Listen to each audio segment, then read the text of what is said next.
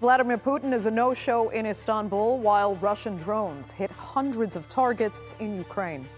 Expectations for peace talks were dashed over the weekend, prompting the U.S. president to claim he will speak to Russia's leader directly to stop the war. But is there really a path forward for dialogue and peace? I'm Andrea Sankey, and today's Newsmaker is Ukraine.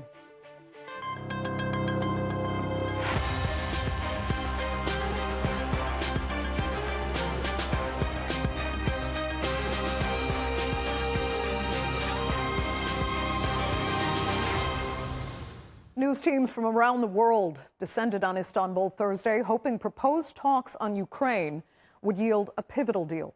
All were left disappointed. And over the weekend, Russian drone attacks on Ukraine escalated to new highs. President Putin says Russia has enough strength and resources to bring about the result it needs, indicating Moscow is prepared to continue until those needs are met. Meanwhile, U.S. President Trump plans to speak to Putin on the phone to move the process forward. So if Trump is the key player for peace, that's good news. If not, Ukraine could be in for a long ride. Here's a look. It was meant to be the most highly anticipated diplomatic meeting between Russia and Ukraine in years. The possibility of a face-to-face meeting between Ukraine's president and Russia's president was dangled in front of the world. Zelenskyy travelled to Turkey's capital Ankara on Thursday, a day before the talks. But doubts that Putin would show up proved correct. The Kremlin instead announcing it would send delegates to the negotiating table in Istanbul the next day. Zelenskyy, still in Ankara, criticised the team Putin sent to Istanbul. After we understood the level of the Russian delegation, we see that, unfortunately, they are taking the real negotiations very unseriously. So far, we do not see among those present anyone who actually makes decisions. Although I want to remind you, it was Russia who proposed direct negotiations. There was also personal support from President Trump that leaders should meet. Despite his disappointment, Zelenskyy, who instead went to Albania for a European leaders summit, sent a Ukrainian team led by his defense minister to Istanbul. It marked the first time Ukrainian and Russian teams met for negotiations since March 2022. No ceasefire agreement was reached, but there was some headway made. Our first priority was people, and that's why we negotiated to free 1,000 people, and we reached to a conclusion, reach to an agreement to exchange 1,000 people. It is important achievement, and that once again shows that we are focused to finalize this war. And from the Russian side, an acknowledgement of the desire for a future meeting between presidents. The Ukrainian side has requested direct talks between the heads of state. We have taken note of this request. Back in Albania, Zelenskyy labelled the Russian delegation theatrical and said Russia should be dealt with swift sanctions if they cannot deliver. EU leaders are under increasing pressure to target Russia's shadow fleet, which consists of oil tankers sailing under a flag of convenience, with questionable ownership and dubious insurance documentation, secretly carrying Russian crude oil out of the Baltic Sea for export. Russian oil is placed under heavy embargoes, but this shadow fleet allows Russia to skirt sanctions and bring in revenue. We will continue to increase the pressure on Russia. On Tuesday, we want to bring the 17th sanctions package into force in the European Union. Among other things, this will target the so-called shadow fleet in the Baltic Sea. So were the talks in Istanbul a first step on a slow but momentum-building path to peace? Or were they, as Zelenskyy said, unserious? A theatrical delay tactic offering nothing of substance and destined to fizzle out. Well, joining me now to talk about where the process stands and whether Donald Trump can prove the true deal-maker are, from Ivano-Frankivsk, Ukraine, founder and director of the Ukrainian campaign group Razom We Stand, Svitlana Romanko. From London, visiting Senior Research Fellow at King's College London, Anna Matveeva. And from Washington, Republican strategist Amanda Makki. Thanks all so much for being with me.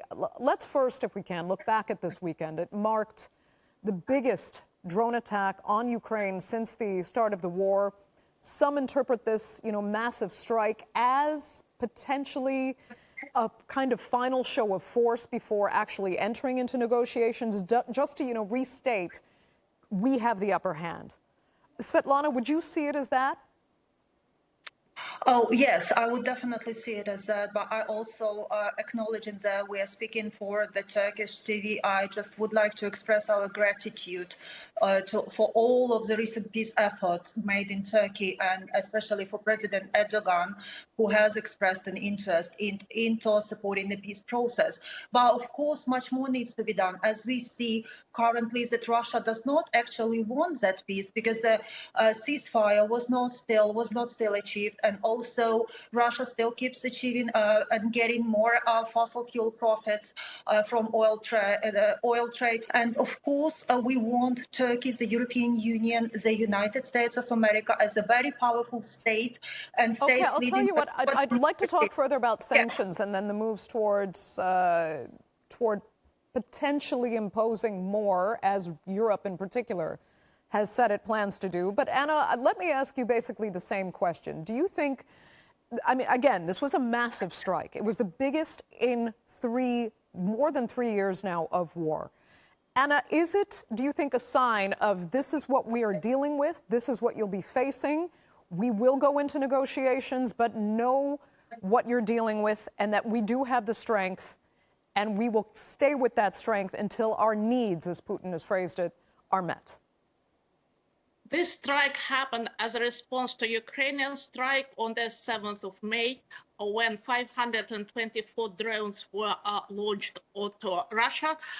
Most of them, they did not hit the targets, but they were, of course, aiming at both military and civilian targets.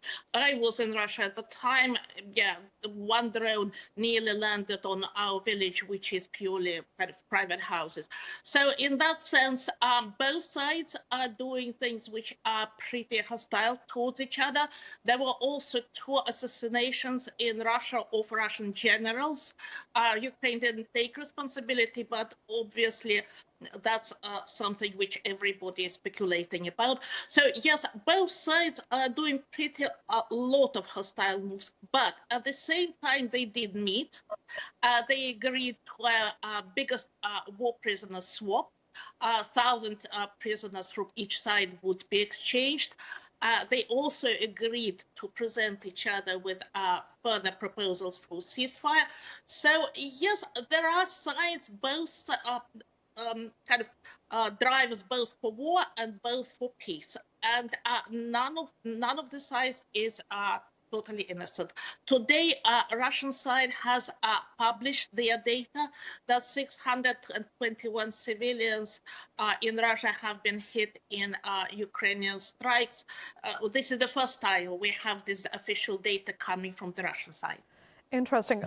Anna, quickly though, do you think the progress that you mentioned there, starting with the prisoner swap, for example, is kind of being underplayed by the media only because the leaders haven't met yet, but still these other delegations sent actually did make some progress that isn't being highlighted? I think political class and media has some pretty unrealistic expectations on how fast that kind of intractable, bitter conflict can be resolved. It is not something which can be done in 24 hours. Okay. It will be something which will go one step forward, 2 steps back. There will be setbacks, there will be recriminations. That's totally normal if we think about, for example, Camp David. That's what we have heard, but in the end, it was a successful negotiation. Okay, interesting perspective. Let me ask Amanda, though, because, it's fair for Anna, perhaps, to make that analysis, because it was sold to the media by President Trump that this would be finished quickly, that he had the keys to get the deal done. So at this point, do you see him really moving the process forward? Is he the actual deal maker here, or did he oversell what his potential was?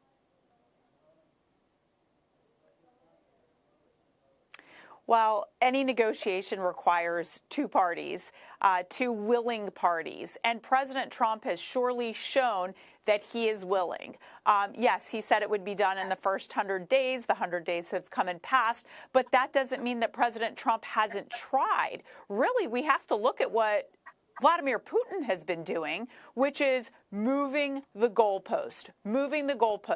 And he's been making promises, empty promises, breaking promises. And so really this call today between President Trump and Vladimir Putin is really critical, because the next steps are sanctions, and that's where Congress wants to go. Congress has a bill lined up.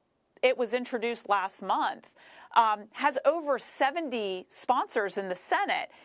It's hard to get 70 people to agree on anything, 70 out of 100 senators, but they have a bipartisan bill to impose 500% tariffs on Russia. And so America is going to do everything that it can to put pressure on Putin. But a lot of people are saying that President Trump needs to do more. I think this call today is going to tell us a lot. Yeah. But I mean, Amanda, just quickly, do they really believe that sanctions are somehow an answer here?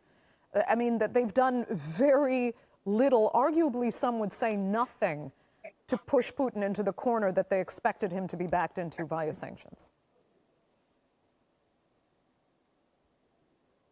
Well, look, they export oil. Russia exports oil and missiles. That's what they do. So you got to hit them with third-party sanctions on countries like India, China, Brazil. But that's where you got to hit them in the pocketbook. And so if you can do that, you have leverage. This is about a leverage game. And so they're going to try to do what they can.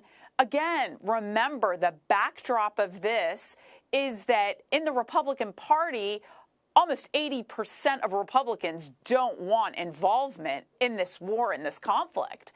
And so President Trump is doing what he can to bring about peace. His post on Truth Social was that 5,000 people are dying, men and women are dying every week in these two countries. And so he wants to bring peace. He's going to do what he can. I think people are saying you got to do more to get Putin to the table, because Putin has invaded a sovereign nation and continues to build ground. He wants to go straight to Kiev. And so for President Trump, this is about something that he has promised and said that he would do. But understand, his party is not necessarily interested in continuing to fight this conflict for Ukraine. Anna, I just have to come back to you quickly and ask, I mean, is Putin moving the goalposts, as Amanda has defined it? Well, everybody is trying to outsmart everybody else. And we have a very convoluted, very haphazard, sometimes pretty contradictory process, because you have Americans negotiating, you have also direct track between Russia and Ukraine. It was secret. Now it's we know that it's happening in the open.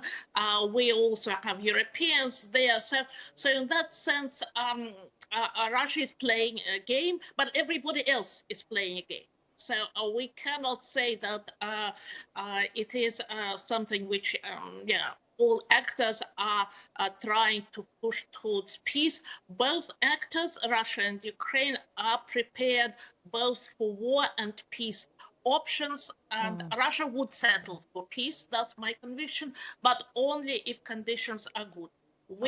The decisive moment would be the phone call as we speak in an hour's time between Trump and Putin. If they agree to meet, then we know that's going somewhere. Okay. Svitlana, you know, President Trump had said before this that all of this really, it's kind of Europe's problem. So, you know, this is their backyard. They need to deal with it. And they haven't stepped up as far as military defense is concerned, the United States believes, over the past decades even. So do you worry that that might be his default here if he doesn't get what he wants, just to say, you know what, fine, Europe, you deal with it? No, I would not worry because I truly believe in President Trump's capacity to solve the war in the most strong and peaceful manner. But also, we should never forget who started this invasion, and Russia is the only aggressor to be blamed. And of course, Ukraine withdrawing from occupied territories, which hold Ukraine's sovereignty, is not possible and acceptable. And I believe all democratic leaders of the free world understand this. And I truly believe as well that these peace negotiations will be fair, will be enforced by a very strong sanctions on Russian aggressor, because 150,000 of registered war crimes across Ukraine that have been committed with atrocities and violence by Russian troops are still registered. They are all on the books, and also tens of thousands of Ukrainian children kidnapped to Russia, and this is terrible what is happening. So I think it's just exactly a time for President Trump to call for a stronger sanctions, getting into full alignment with European leaders who also put a lot of efforts in defense, in protection of Ukraine, but also into developing some fair peace deal, which will be, of course, good for Ukraine, good for Europe. And only the thing I wanted to say is that Ukraine can't accept those conditions that have been actually very false conditions that Putin has proposed through his delegation just recently in Turkey. So, the only way to defeat Russia is just to impose as much strict sanctions as it could be possible on Russian oil and gas, including sanctioning the shadow fleet, including fully banning the LNG, liquefied natural gas trade to Europe, and depriving Russia of premium gas market in Europe, and also putting in secondary sanctions, as was rightly pointed out by US Congress. And we really appreciate and thankful for your bold action and intention of the 70 Congress representatives for imposing such a high tariffs. This all must end now, and the sanctions must be imposed as a next step leading to a peace negotiations. Yeah. Let me ask Anna about that, though. I mean, Svitlana seems to think a big part of the answer here lies in sanctions, and whether the EU and the US will impose them, rather. The EU especially has threatened, not least via saying they will crack down on the Baltic Sea shadow fleet that's transporting a lot of Russian oil and gas. Anna, do you see the EU stepping up to do that? I think it's a delusion to think that sanctions would actually put that kind of pressure on Russia that it will completely break its economy. The first 4 rounds of sanctions introduced in 2022, they were really cryptic. Russian economy went down 2.2%. It was difficult. But since then, it has returned to growth. They have managed to work around sanctions. In some sectors, actually, they strengthened their hand. In terms of US Congress, yes, there is a lot of rhetoric. I'm not quite sure whether President Trump would be prepared to hurt American public, American taxpayers so greatly that just for the sake of Ukraine. I think that he's trying to have a fair dealing with major trading partners like India, like Turkey, redefine the rules of the game for American people, for American economy. I'm not sure that he's going to declare the whole economic war on the world just for the sake of Ukrainian survival. So yes, it would inconvenience Russia, but not something that we would consider as option. Okay, Amanda, go ahead. Well, I mean, Anna makes a great point. I mean, is President Trump going to disrupt the U.S. economy?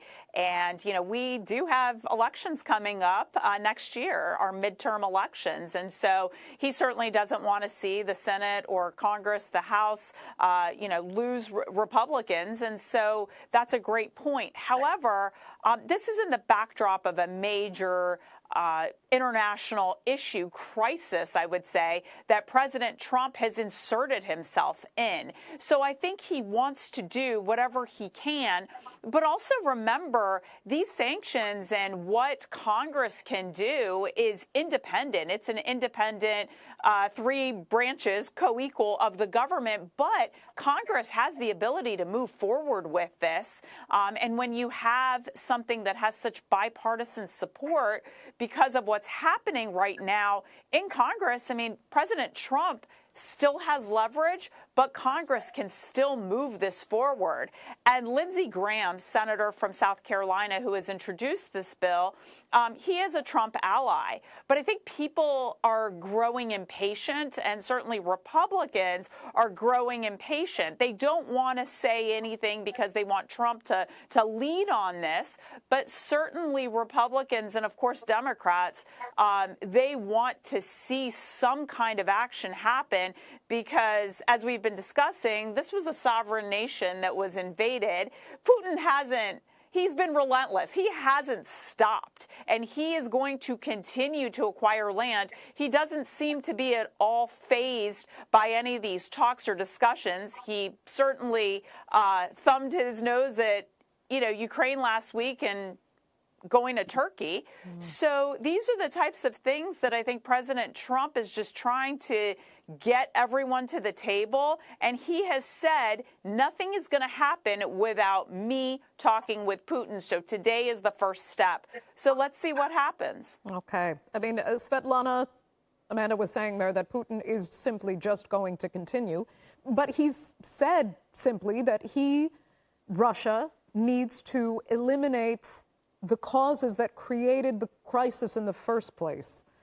I mean, it's very simply phrased, but is that what Ukraine fears? Is that how he defines those actual causes? What do you think Russia is really after in the end that makes it impossible for Ukraine to negotiate with? Everyone who is a bit familiar with the history of Ukraine included knows that this is absolutely incorrect, and Putin has his own perverted picture of where Ukraine needs to be, while it's a very sovereign country, independent country that maintains international solidarity as well.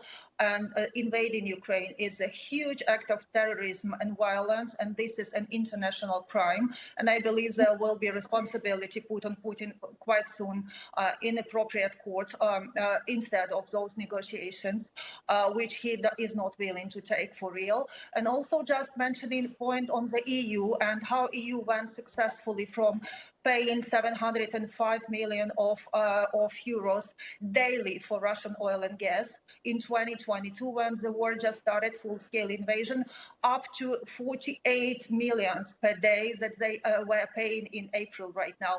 If we see that decline in financing the Russia's war crimes in Ukraine has been quite significant, and the profits that Russia is getting are really decreasing exponentially, and Putin will soon have to choose thanks or paying pensions, because as we know, Russian economy has been now managed in a very manual manner by the central bank, and people can't really hide that fact. People on the high positions in Russia, that Russia's economy is failing due to the sanctions in particular as well. So the less access to the fossil fuel funds they have, the sooner we will see the end of these terrific atrocities and also dictatorship. Okay. Which is led by President Putin. Okay, Anna, we have 2 minutes left. I saw you disagreeing with some things that Amanda said, as well as some things that Svitlana was just saying there. So go ahead. Just for a record, last year Russian economy grew 4.5%. This year's forecast is 2.5%. So it's not really an economy in shambles. But the important thing is that what is now crucial point: peace for Ukraine or punishing Putin. And these are two contradictory goals. If we think that peace in Ukraine is the bigger value, that means that Putin has to be dealt, and some compromises will have to be reached. But of course, if the most important thing is to punish Putin leadership and punish Russian government and Russian people, that of course continuation of war would be something which will serve this goal nicely. Okay. We actually have 30 seconds left. So, Amanda, I can give you some quick final thoughts. I mean, just that how important and how crucial today's call is. I think, the world is looking on to see what happens and really what happens after this. Do we reach a ceasefire that will actually be agreed upon, or do we enter into some kind of negotiation? This is really what the world stage is paying attention to today. And we're all hopeful. And certainly President Trump has, kind of claimed his presidency on making peace. That's what really he wants to see for these two nations. So let's see what happens today. As I've said, this is a really crucial day in this 3 years that has been an ongoing bloodbath. Okay. That will have to be the final word for this edition of the Newsmakers. I'd like to thank all three of my panelists, really, so much for being with me. Our viewers for joining us as well. Remember, you can follow us on social media. And do be sure to subscribe to our YouTube channel. I'm Andrea Sankey. We'll see you next time.